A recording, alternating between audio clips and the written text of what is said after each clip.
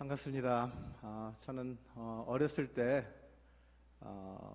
주님을 만나서 너무 좋아가지고 주님을 위해 살겠다고 마음을 먹고 목회의 길로 들어서서 미국으로 건너가서 그곳에서 공부하고 그곳에서 대학생 선교단체를 만들어서 20년 동안 캠퍼스 사역을 하면서 선교사들을 파송하고 많은 목회자들을 또 레이즈업하는 그러한 귀한 일을 하다가 주님께서 목회의 길로 또 인도해 주셔서 오션뷰 교회라는 멀티 에트닉 교회죠.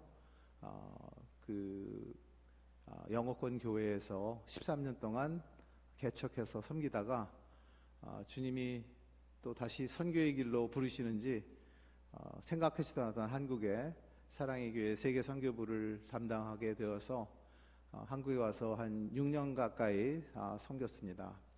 한 6년쯤 되니까 주님이 또 앞으로 갈 길은 어떻게 될지 잘 모르지만 여기까지다라는 걸 너무 클리어하게 보여주셔서 믿음으로 또 그 다음 스텝을 밟았더니 6개월 안에 A3라는 국제단체에서 그 당시에는 20여 나라의 아시아에 집중되어 있는 나라의 현지 지도자들을 훈련하는 교수진으로 초청을 받아서 20여 나라를 돌아다니면서 현지 지도자들 말씀으로 훈련을 했습니다.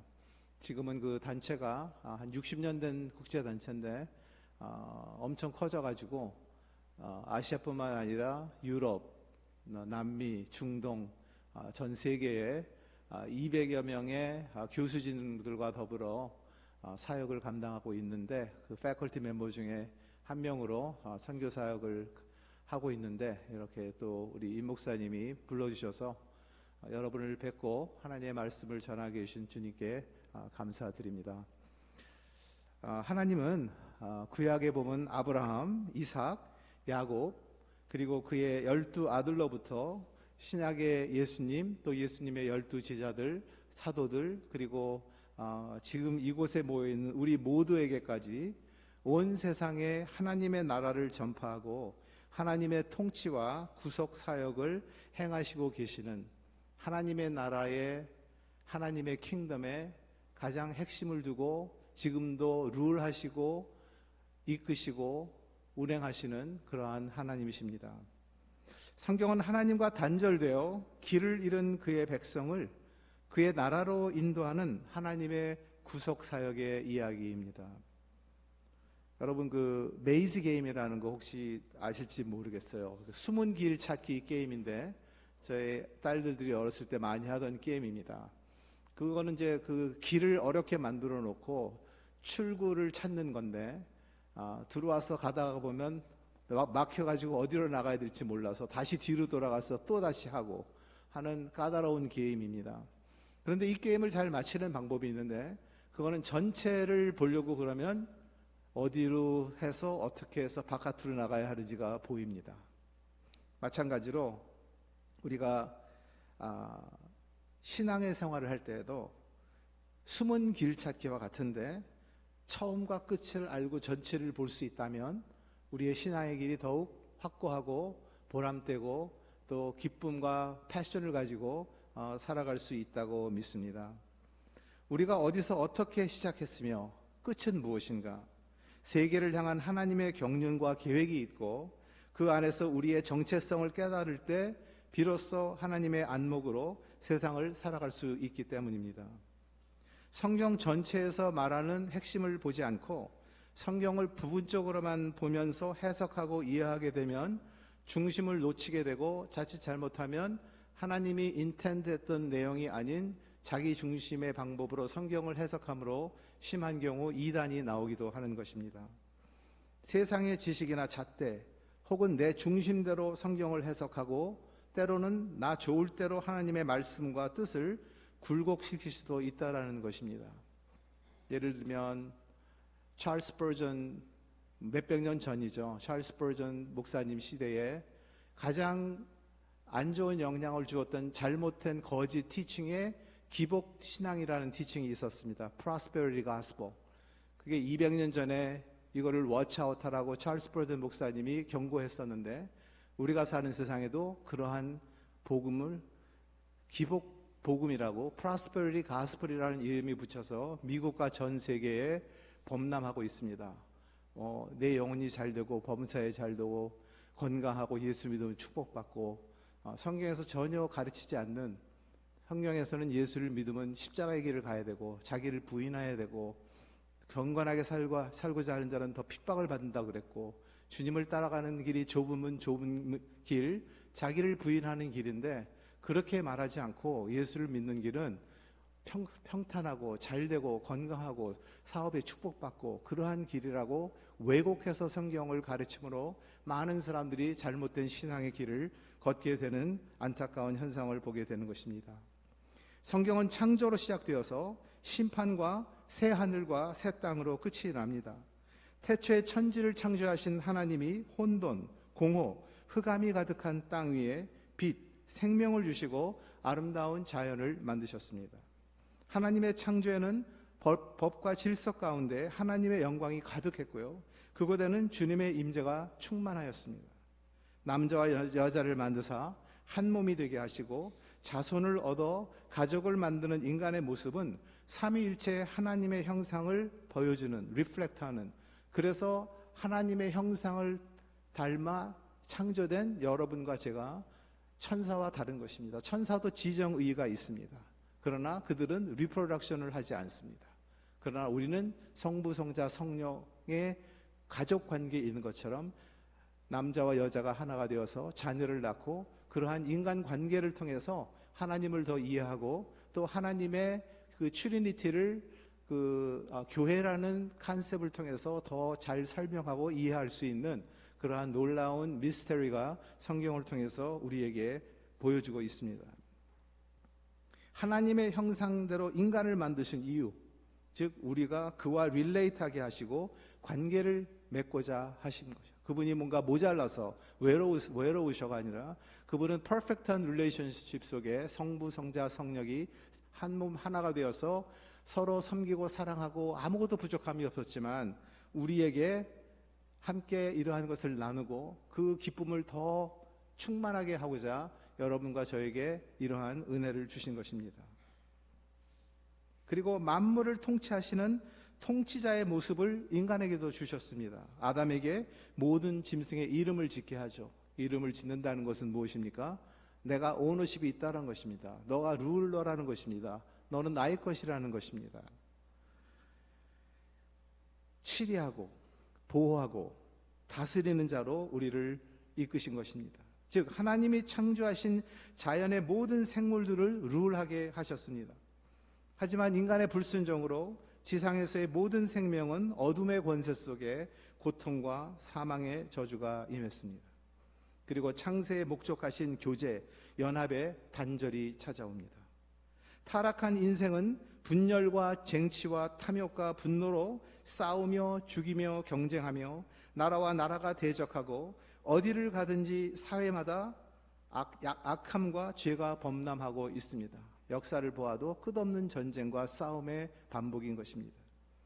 나라마다 상식과 순리를 뛰어넘는 일들이 일어납니다. 그런데 별로 놀라운 일이 아닙니다. 이전에도 그랬고요, 지금도 그러고요, 앞으로도 그럴 것입니다. 성경에서는 이미 다 예견되어진 일들입니다. 하나님이 주신 길과 자꾸 반대로 리벨하면서 가는 게 타락한 인류의 속성이기 때문입니다. 죄인이라서 죄를 지을 수밖에 없는 것입니다. 죄를 지어서 죄인이 아니라 태어날 때부터 아담과 하와가 주는 원죄를 갖고 우리가 태어나기 때문에 죄를 가르쳐주지 않아도 우리는 죄를 짓고 거짓말을 하고 속이고 자기 중심적으로 살아가는 그러한 모습으로 태어나는 것이죠. 인간의 숙명인 것입니다. 어느 나라든 정의와 평등, 평화를 그리고 온전한 국가와 사회를 염원하며 투쟁하지만 어디를 가도 그런 유토피아는 찾을 수가 없습니다. 안타깝지만 앞으로도 천국에 가기 전까지 그러한 일은 없을 것입니다. 사람들은 완전한 유토피아를 꿈꾸지만 그런 지상의 낙원은 존재하지 않았음을 역사는 이미 말해주고 있습니다. 이전에 왕들과 귀족들이 군림하던 봉건 시대, 또 그게 마음에 안 들어서 혁명이 일어나서 프랑스 혁명, 러시아 혁명, 그래서 결국 망합니다. 중국도 문화혁명, 빈부차이에 저항해서 일어나죠. 평등한 소득과 분배를 위해 칼 마르크스의 공산주의 또는 사회주의. 그러나 결국 다 무너지고 북한을 보십시오. 평등이 없습니다. 당 간부들만 잘 먹고 잘 살 뿐 아니라 평등이 전혀 없는 출신으로 판가름 나는 신분주의로 변질된 것입니다. 민주주의는 어떻습니까? 상위 0.1%의 부르주아 그룹, 부를 장악해서 돈과 권력을 휘두르는 세상이 되었습니다. 정의와 평등과 자유와 안전이 온전하게 약속하는 어떤 시스템도 성공하지 못했습니다. 그것은 사실 시스템의 문제가 아닙니다. 공중의 권세를 잡은 어두운 영이 이 세상 가운데 있고 하나님을 벗어난 타락한 인류는 악의 지배 가운데 있기 때문입니다. 하나님은 타락한 인류지만 하나님의 나라, 그분의 주권과 통치를 받아들이는 모든 믿는 자들에게 용서와 치유와 회복을 주시고 그의 정의와 평화가 거하는 새하늘과 새 땅을 주신다고 약속하셨습니다. 학자들에 따르면 어떤 한 나라가 건립되기 위한 조건이 세 가지 요소가 필수라고 말을 합니다. 첫째는 왕이 있어야 됩니다.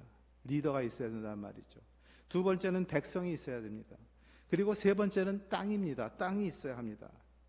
그리고 좋은 나라의 조건은 첫째, 평화, 둘째, 자유, 셋째, 정의와 안위가 있어야 된다고 말합니다. 나라마다 그것을 위해 왕을 세우고 법과 질서를 만들고 또 백성은 지켜야 하는 것이죠. 성경은 우리가 하늘의 시민권자라고 우리의 정체성을 알려줍니다. 우리는 여기에서는 외국인, 외래인이에요. 에얼리언입니다. 우리는 천국의 시민권자로 이 세상에서 잠깐 머물다가 영원한 우리의 홈으로 돌아가는 천국 시민인 것입니다. 그리고 우리가 지켜야 할 하나님의 법규와 잠시 있을 이 세상에서 천국의 시민답게 어떻게 무엇을 위해 살아야 할지를 성경은 말씀해주고 있습니다. 이 세상을 사는 것은 새하늘과 새 땅으로 들어가는 과정을 통과하는 길입니다. School of Obedience예요. 이곳에 살면서 주님을 배우고 겸손이 무엇인가를 깨닫고 사랑하는 방법을 배우고 그리고 순종을 배워서 예수 그리스도가 순종하고 순종을 배우고 고난 속에서 죽기까지 주님을 기쁘시게 하는 그 길을 우리도 배워서 하나님을 기쁘시게, 사람을 두려워하지 않고 사람을 기쁘게 하는 게 아니라 하나님만을 기쁘시게 하기 위해서 이 세상에 살면서 그 순종함을 배워가는 하나의 순종의 학교를 여러분과 제가 이 세상에서 잠깐 짧은 시간 지내면서 그 과정을 다 고스로 하는 것입니다. 주님은 예수 그리스도를 통하여 자격이 미달인 우리에게 하늘의 시민권을 거저주시고 잠시 이 땅에서 우리를 보호하고 지키시고 준비시키시는 것입니다. 계시록 21장 1절과 3절 4절에 보면 이렇게 주님은 말씀하십니다. 또 내가 새 하늘과 새 땅을 보니 처음 하늘과 처음 땅이 없어졌고 바다도 다시 있지 않더라. 내가 들으니 보좌에서 큰 음성이 나서 가로되 보라 하나님의 장막이 사람들과 함께 있음에 하나님이 저희와 함께 거하시리니 저희는 하나님의 백성이 되고 하나님은 친히 저희와 함께 계셔서 모든 눈물을 그 눈에서 씻기심에 다시 사망이 없고 애통하는 것이나 곡하는 것이나 아픈 것이 다시 있지 아니하리니 처음 것들이 다 지나갔음이리라. 이게 여러분과 제가 페이스할 우리의 미래의 모습입니다. 안개와 같고 눈 한번 깜빡하면 다가올 그 미래, 현재와 미래, 과거에 얽매이지 않고 전체를 현재로 보시는 하나님이 요한에게 그 모습을 보여주면서 기록함으로 우리의 과거와 현재와 미래를 보여주는 귀한 말씀입니다.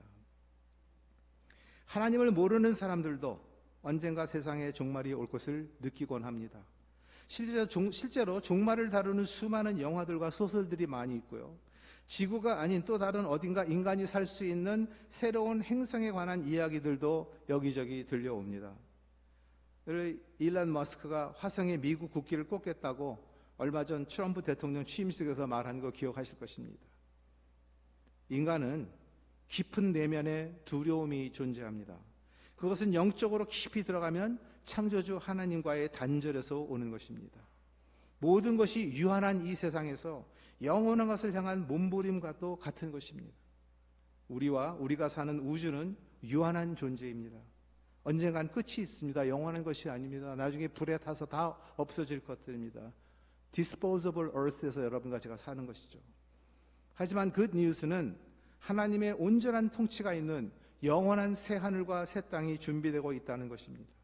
비록 우리는 다가올 그의 나라에 아직 살고 있지는 않지만, 그리고 하나님의 나라의 신비에 대해서 다 이해할 수는 없지만, 그의 나라는 우리가 이 험한 세상에서도 성령을 통해 내주하며 주님은 통치하고 계십니다. 우리가 하나님을 더 깊이 믿을 수 있는 것도 그의 나라의 임재를 체험하고 중생으로 거듭남으로 인함입니다. 장차 미래에 올 그의 나라이면서도 현재 진행 중인 그의 나라, 그래서 우리가 더 꿈꾸고 사모할 수 있는 나라, 바실레야, 킹덤 오브 갓, 하나님의 나라인 것입니다. 주님이 룰하시고 레인하시는 주님의 나라입니다. 그래서 우리는 하나님의 나라의 백성으로서 그의 통치 안에 순복하며 거주해야 하는 것입니다. 그리고 하나님의 통치와 구속을 다른 이들에게 전하는 축복의 통로가 되어야 하는 것입니다. 오늘 창세기 본문에서 하나님은 아브라함 한 사람을 택하셔서 타락한 인류를 구속하는 미션을 시작하십니다. 그리고 신약에서 아브라함의 자손인 예수 그리스도를 통해 모든 민족으로 예수 그리스도의 제자를 삼게 하는 선교가 예수 그리스도의 죽음과 부활로 가능해집니다. 하나님은 아브라함에게 새 땅을 약속하셨습니다. 가나안 땅을 약속했죠. 그리고 큰 민족을 이루며 이 이름을 창대하게 하실 것과 복의 근원이 될 것을 약속하셨습니다. 아브라함은 실제로 가나안 땅을 기업으로 받는 축복을 받았으며 작은 부족에서 큰 민족과 나라로 생육과 번성을 이루어 창대해졌습니다.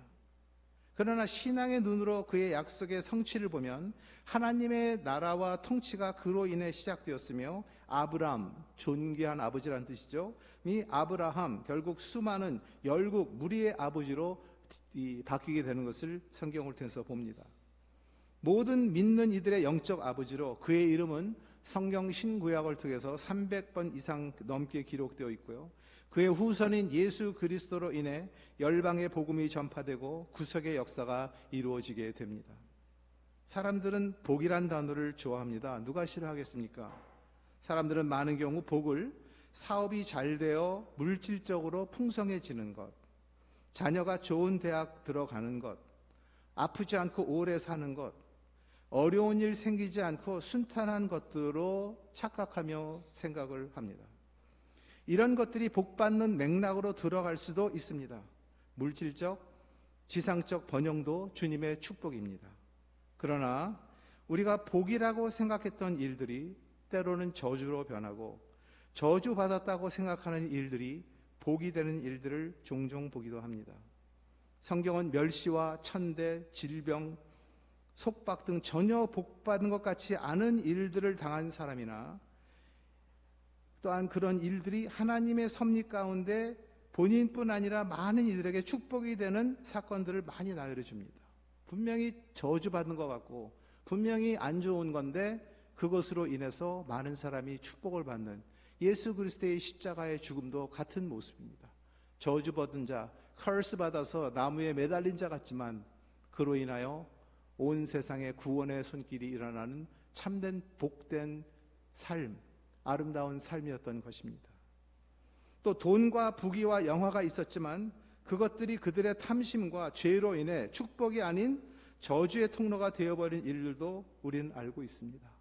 교회를 처음에 시작할 때 순수한 마음으로 참 전심을 다해서 시작했던 어떠한 목사님들이 교회가 커지면서 파워가 들어오고 권력이 들어오고 힘이 생기면서 신앙의 피어한 디보션에서부터 떠나서 이 세상의 아름다운 모습을 보여주기는커녕 오히려 믿는 사람들을 욕먹게 하는 그러한 안타까운 현상들도 여러분이 많이 보아서 알 수 있을 것입니다. 진정한 복의 본질이 무엇인지 그리스도인들이 깨닫지 못하면 신앙생활을 제대로 할 수가 없습니다. 오히려 하나님을 거스르는 자가 됩니다. 성경에서 말하는 복은 단지 눈에 보이는 번영과 풍성함 이외에 더 크고 깊은 차원으로 생각해야 합니다. 성경은 그렇게 말하고 있습니다.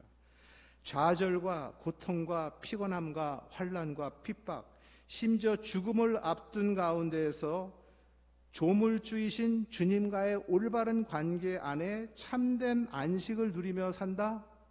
그런 복이 어디 있습니까? 얼마나 큰 축복입니까?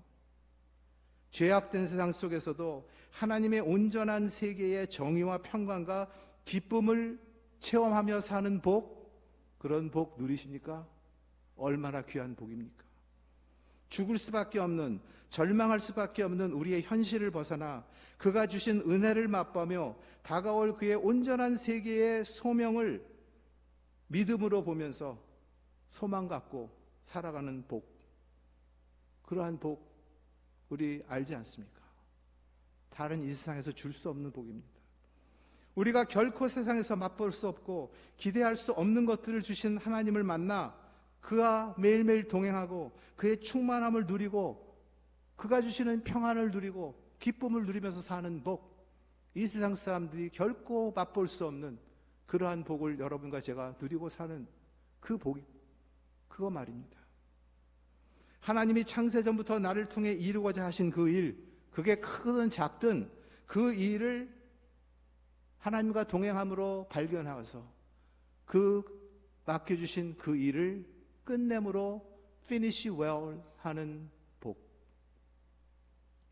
절망스러운 환경과 현실을 뛰어넘는 복된 삶입니다. 로마서 14장 17절에 하나님의 나라는 먹고 마시는 것이 아니라 다만 성령 안에서 의와 화평과 희락이라 사도 바울은 말합니다. 먹고 마시고 잘 사는 데서 우리의 진정한 의미와 안식이 없다, 분명하게 말해주는 것입니다. 순간적인 쾌락과 희락, 그 이상의 것이 하나님 나라에 존재하고 있습니다. 하나님의 공정한 질서와 정의가 존재하는 세상에서 우리의 영혼은 진정한 평안과 기쁨을 누릴 수 있고요, 하나님은 우리의 삶이 성령의 지배로 이 세상에서도 기쁨을 누리며 살기를 원하십니다. 하나님은 아브라함을 통해서 믿음으로 그의 자녀가 되는 자들에게 이런 깊은 축복을 주시는 너무나 좋으신 우리의 아버지이십니다. 우리는 그의 자녀로 복받기 위해 태어난 인생들입니다. 그리고 아브라함으로 말미암아 다른 사람들이 복을 받은 것처럼 우리도 다른 사람에게 복이 되는 대행자가 되기 위하여 태어난 것입니다. 그러므로 복을 받는 것은 수혜자로서의 축복인 동시에 전파해야 하는 소명인 것입니다. 그리고 그 복은 아브라함이 보여준 믿음과 순종의 삶을 사는 사람의 것입니다.